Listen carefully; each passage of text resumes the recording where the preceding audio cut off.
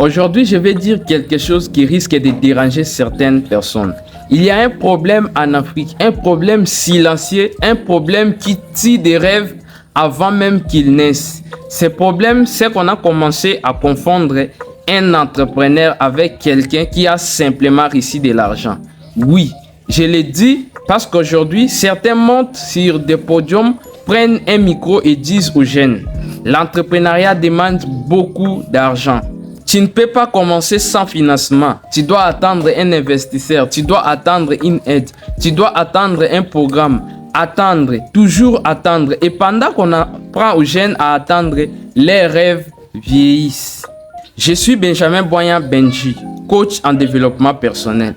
Et aujourd'hui, je suis venu réveiller certaines consciences parce qu'il faut arrêter de faire peur à la jeunesse africaine.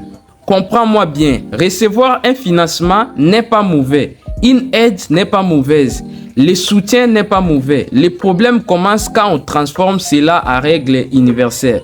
Quand quelqu'un dit, moi j'ai commencé avec un financement, donc toi aussi tu dois attendre un financement. Non, et encore non, parce qu'avant l'argent, il y a une chose plus importante, la capacité à créer de la valeur. L'argent amplifie ce que tu es déjà. Si tu n'as aucune vision, l'argent ne va pas créer une vision pour toi. Si tu n'as aucune discipline, l'argent ne va pas créer une discipline. Si tu ne sais pas résoudre un problème, l'argent ne va pas créer une solution.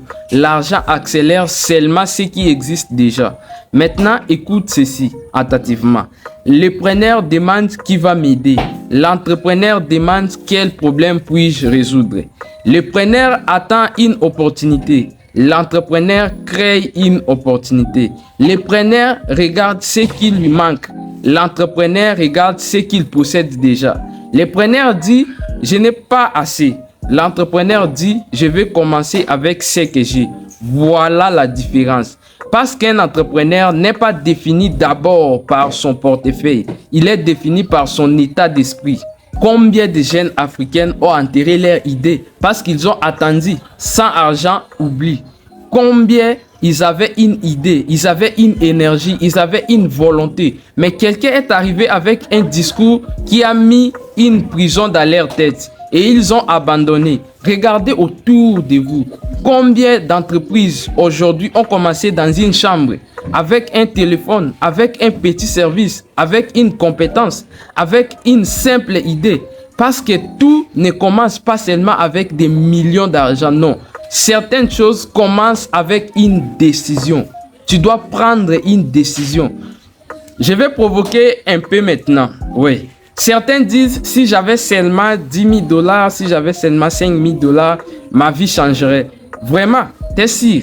Je dis ça parce qu'il y a des gens qui ont reçu beaucoup d'argent et qui l'ont perdu rapidement.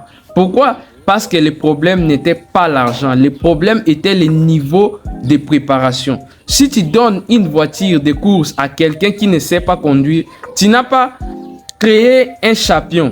Tu as créé un accident potentiel. Le développement personnel est important. Les compétences sont importantes. La discipline est importante. Le caractère est important. Parce que le succès supporte mal l'improvisation. Et je vais dire quelque chose qui peut faire réfléchir certains jeunes. Ne transforme pas ton manque d'argent en excuse confortable. Parce qu'il y a une différence entre ne pas avoir d'argent et ne rien faire avec ce que tu as déjà. Tu as peut-être un téléphone, tu as peut-être une connaissance, tu as peut-être une compétence, tu as peut-être du temps, tu as peut-être des contacts. La vraie question est, qu'est-ce que tu fais avec ça? D'ailleurs, beaucoup de jeunes n'avancent pas à cause d'une peur invisible. La peur d'échouer, la peur du jugement, tu vois, les gens vont me juger, la peur de commencer petit, il veut commencer confortable avec du bureau et tout ça, la peur d'être critiqué, et c'est exactement pour cela que j'ai écrit mon livre « Vaincre la peur de l'échec ».